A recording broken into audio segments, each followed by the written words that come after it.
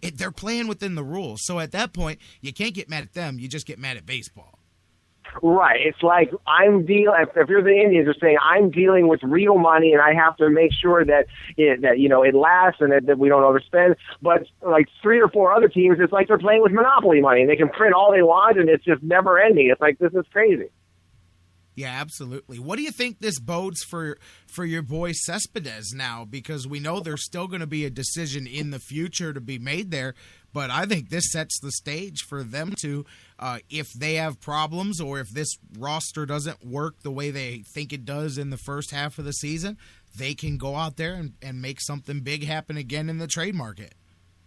I think they could do that. I think Cespedes is going to be there for a long time. I mean, you look at their outfield, they don't have a whole lot of great guys, aside from him. In fact, what they're probably going to do, the Red Sox they're probably going to move Hanley Ramirez out to the outfield since, his defense has kind of declined a little bit, and so they're probably going to stick with Xander Bogaerts as their shortstop and have Ramirez in the outfield with Cespedes and then somebody else. I think Cespedes is going to be there for a long time. I think he's going to, make the A's fans beat their heads against the table after a long time as well. Oh, yeah, you love that trade. We can go back there if you want to. But so, all of these things we're talking about out there, the Indians, they did make a small deal the other day, and I was joking. I'm like, for those of you guys that want to mock that they went out and made a trade for Charles Brewer, I'm just saying, many of you, and you can go back, Twitter wasn't as prevalent back a decade ago, but many other ones. That's one place that the Indians seem to strike gold. So 3 years from now, Jeff, you and I could be going, hey, man, remember when the Indians acquired this guy for cash considerations the week before Thanksgiving, and here he's, the Cy Young. I'm just, whatever. But right. You never know. They do a great job at that. But, I mean, what do you see here? Are you hearing anything? What do you think the Indians are working? I know they've got a ton of tire kicking going on. There's a lot of things that could happen. The things I hear from people when I talk to them is there's a lot of things that if one domino falls, then other things could happen, but everything's kind of at a wait, hurry up and wait kind of a place right now for the Indians. Well, I think the 2 people that I targeted for them most, when we talked a couple weeks ago, was Billy Butler and Michael Morse. Now, Butler ended up signing with Oakland, so he's off the table. So it seems like Morse would probably be the leading contender coming off of the Giants. Now, I think what the Indians need to do is, I know that, we all say, make sure you bring in a pitcher, don't just rely on these really good pitchers to come back next year, but I think that the Indians are in a situation where they got to know that that's their strength, not just the strength of their team, but it's their economic strength as well. They've got a really good, really cheap, young pitching staff, which is great. I'm not saying you completely rely on them and don't bring in any new pitchers, but I think that the Indians really have to make an effort to bring in 1 or hopefully 2 bats, because the one thing we haven't talked about yet was Kyle Seager signing with the Mariners for their third baseman. 7 years, $100 million. That's a lot, but it's over 7 years. It's $14 million a year. I mean, if he was on our team, he'd be pretty much one of the highest paid, if not the highest paid players on the team. He had 25 homers and 96 RBIs, and he was the Gold Glove. So you look at Ryan Chisenhall.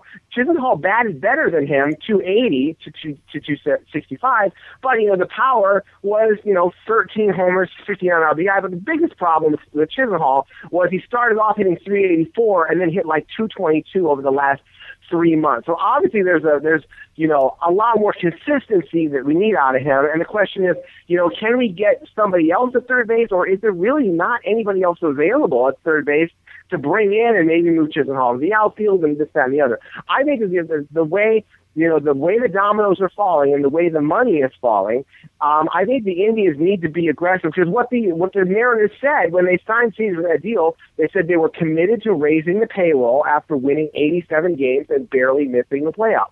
So I think the Indians need to put themselves in that position too. They got to realize that they've got a little bit of a gold mine going with the pitching staff, and it might be time to kind of roll the dice and again possibly, even if they have to spend a little more than they want to, because we saw the Indians really lacking in the power department last year. And the one thing you don't want to do is you don't want to I wouldn't say alienate the fan base, but just not excite the fan base and have them think that, well, we're not going to keep up, we're not going to get back to the playoffs, people are going to continue to catch up to us. So that's really what the Indians have to watch out for, and really make sure they bring in a couple of bats. I think that would make people pretty happy. Right, and you hit right on it. Mike and I have been talking about that same thing, too. With that being a place of depth, I mean, I could definitely see if you're going to go for something bigger in a trade, then, yeah, you have to make that gamble and roll those dice, as they say, and package perhaps some of that together. I don't know if you heard Mike and I talking last week. I was just curious, your thoughts, because you and I threw out a week or two ago about the notion, and it's not just a notion, it's something that's been talked about trying to move Swisher for another bad contract. But Mike had a different take on that, which I really dug where he was coming from too, which is a totally different angle. Everybody's focused on the dollar for dollar, but the Indians may go a completely different route and tie that into something perhaps bigger, or something that can, depending on the return that they get back, it doesn't necessarily have to be Ubaldo for Swisher or something along those lines. Instead, it could be a balancing act in a different type of deal, where perhaps Swisher becomes a piece that balances out what the two sides are doing and also brings in something significant to the Indians, instead of just saying, well, you got to bring in one busted contract for another. Plus, the more the Indians are willing to bite the bullet on some of that contract also changes the return that you get. We saw that this year when they were able to get better prospects for Masterson and for Cabrera, because they were willing to eat some of that money. Right. They may definitely have to do that. It would certainly be a case of addition by subtraction. It would certainly be a case of magic being done if they could get anybody to take Swisher after the year he had, not only statistically, but physically. So if they can convince somebody to take him, even if you have to package with somebody else, it's going to free up some dollars, and it's going to definitely free up some spots to, bring in some better hitters, unless there's some kind of, unless he can somehow regain his form. But I don't think we can count on that. I think it would be a very big, very pleasant surprise if Swisher bounces back and has a couple of good years at the plate. I think we kind of have to assume that he won't. And if anybody can take Swisher off our hands for any reason, then I think we have to do it. Even if it doesn't seem like a great trade on paper, just getting rid of Swisher might be the best thing that the Indians could possibly do right now.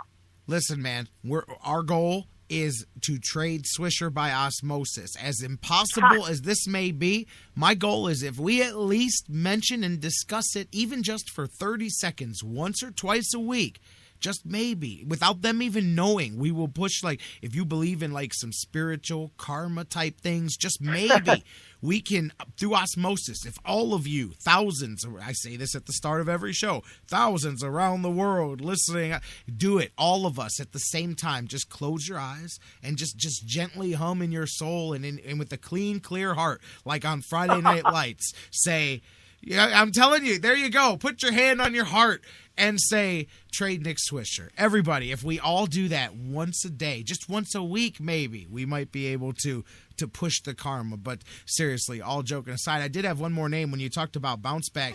A lot of people were talking about Justin Masterson, but I think he's going to get better money. A lot of people think that. I saw Hoynesy said the same thing. He'll probably get a more lucrative offer outside of Cleveland. Cleveland would probably give him a non-guaranteed minor league deal and have him in. But I've got something for you. Somebody sent this to me and said, J-Rock, you know who the Indians are going to sign? And at first I thought it was sarcastic, but then I thought about it and I said, you know what? That does sound exactly like the type of guy they would bring in. This guy said Chad Billingsley, and I don't know if you know him. He's from outside of Toledo, actually. 30 years old. Up until he was injured and has barely played over the last 2 seasons. He rehabbed a lot last year, so he's a guy he sounds very similar to a Scotty Kazmir, except he's from the other side of the plate.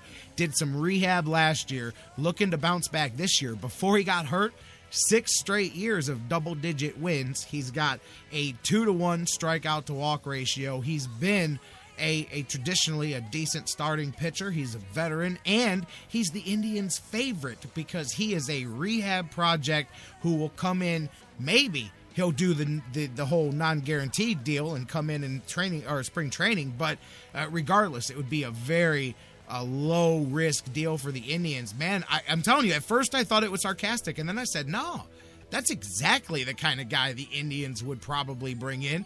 And the more I thought about it, I said he may fit in that veteran. I mean, there's 10 guys you could probably rotate there that could, but that would fit into that. Hey, bringing in a veteran arm, and if he catches on, and then we'll figure out what to do with him. But he sounded a lot like the Scotty Kazmir situation, a guy who had success, got hurt, lost it, rehabbed it, but nobody knew exactly whether he was going to be able to come back or not.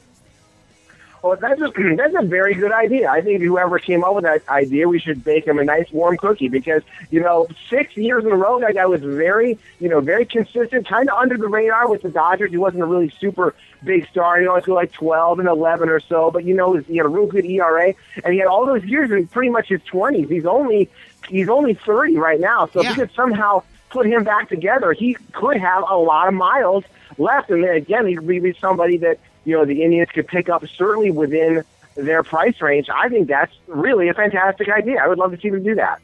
There we go. And with that, we're going to end it. Every once in a while, we get something productive done here on the Sports Fix. Jeff Gorman, my buddy, thank you so much for being with us. And we won't talk again until Friday. So happy Thanksgiving to you and your family. Hopefully. You guys got anything special planned? You're going to be in a secret location, or what do you got going on? Actually, my parents are going off to D.C., which was the secret location, so we're going to be hanging out with some friends on Thanksgiving. But also, I want to make a quick plug because tomorrow night I'll actually be calling the fights down in Akron at Tadmore Shrine. Cage Madness 32. We're having a big fight show the night before Thanksgiving, so that should be a lot of fun. If anyone wants to come out and check that out, go to Facebook and look for Cage Madness, and you'll find all the details. Sounds good, Jeff. Absolutely. Man, you have a good one. We'll talk about that, and we'll get ready for some Browns football on Friday. So enjoy Thanksgiving, and you and I will catch up at the end of the week. All right. You too. Have a great Thanksgiving, man. We'll see ya. Don't forget. Deep, clean, clear heart, clear eyes, just like on Friday Night Lights. You take a deep breath, you put your hand on your heart, and you just say, "Trade Nick Swisher" once a day. If we all do it, we can make a difference. You don't be the difference that you want to change in this world. You be that difference. All right, Jeff? That sounds like a great plan. We'll do it. I'll talk to you Friday, buddy. I take it, man. You got it. Jeff Gorman, check him out. Indians101.com. Tweet with him at Indians_101. We're going to take a break, get you some news, and then get the doctor in the house. Dr. Football. Let's talk Browns, Falcons, Johnny Manziel, the latest on that. You guys can just be quiet with the baking a cookie tweets over there, because you'll get my man Charles to make a stupid picture of Betty Crocker with my head on it, and it's going to look ridiculous. Don't even get that man started. Anyways, ignore the chat room over there. Dr. Football joining us next, talking Browns and Falcons, Johnny Football, Johnny fighting, I don't know. We'll talk about that. Crow and West, all of that, the Bills, the Ravens, and so much more. Let's talk some football with Dr. Football next here on The Fix after the news.